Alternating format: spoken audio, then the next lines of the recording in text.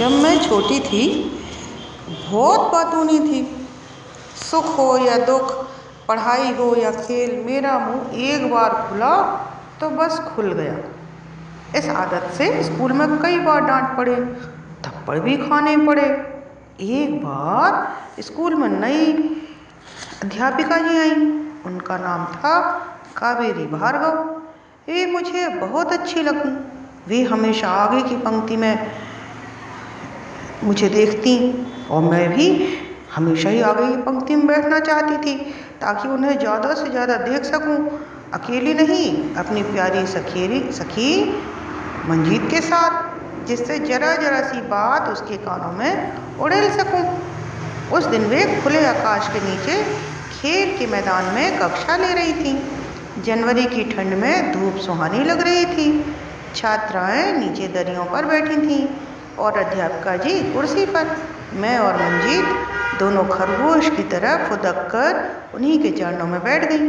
वे कोई सवाल समझा रही थी। आदतन मैं मंजीत के साथ बातों में बह गई।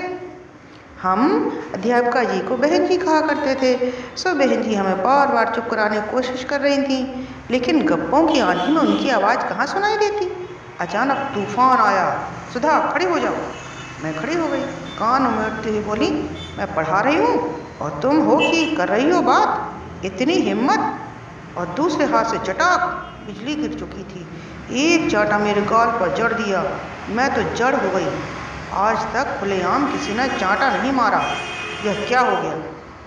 कुछ चेहरे खिल गए। चल बच्चू, आज लगी मार, हर बार निकल जाती थी। मंजीत आंखें नीचे की अपनी खैर मना रही थी। अंतिम पीरियड तक मेरे मुंह से बोल ना फूटा। मन ही मन बहन जी के खिलाफ षड्यंत्र रच रही थी। घर आते ही मैंने चुप्पी साध ली, न खाया न पिया। माँ मेरे सिर पर हाथ फेरते हुए बोली, मुन्नी, स्कूल में किसी से झगड़ा हो गया क्या? तो मैंने कहा, माँ, बहन जी ने मुझे मारा। क्यों मारा? मुझे चांटे खाने का दुख नहीं था। बाल मन इस कारण परेशान हो रहा था कि मैं भी भार्गव और बहन जी भी भार्गव। भार्गव होने के नाते मुझसे कोई लगाव नहीं, जबकि मैं उनको इतना चाहती हूँ। शाम को पिताजी के आने का इंतजार भी नहीं किया। जा पहुंची उनकी दुकान पर जहां उनका ऑफिस था। मुंह फुलाते हुए बोले, पिताजी, प्रिंसिपल के नाम आप तुरंत एक चिट्ठी लिख दीजिए कि भार्गव बहन जी ने मुझे मारा है। क्यों मारा? मैं बहुत खिसिया गई थी। जोर जोर से मेरा भौंपू बजने लगा।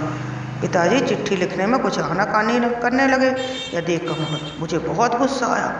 मैंने कहा, मैं कल से स्कूल नहीं जाऊंगी। मेरे गले से फटे बांस सा सुर निकलने लगा था। अब घबराने की बारी पिताजी की थी। 2 दिन तक गुब्बारे समूह लेकर घूमती रही।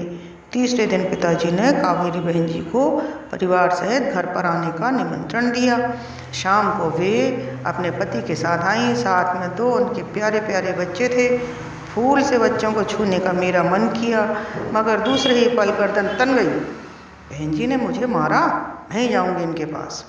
बहन जी मेरे मन की बात शायद ताड़ गई। थोड़ी ही देर में वे मेरे पास स्वयं आ गई। दूधिया मुस्कान बिखेरते हुए बोली, सुधा, बोलोगे नहीं? मेरा सारा गुस्सा बर्फ की तरह पिघल गया और प्यार से उनके बच्चों के साथ मैं खेलने लगी।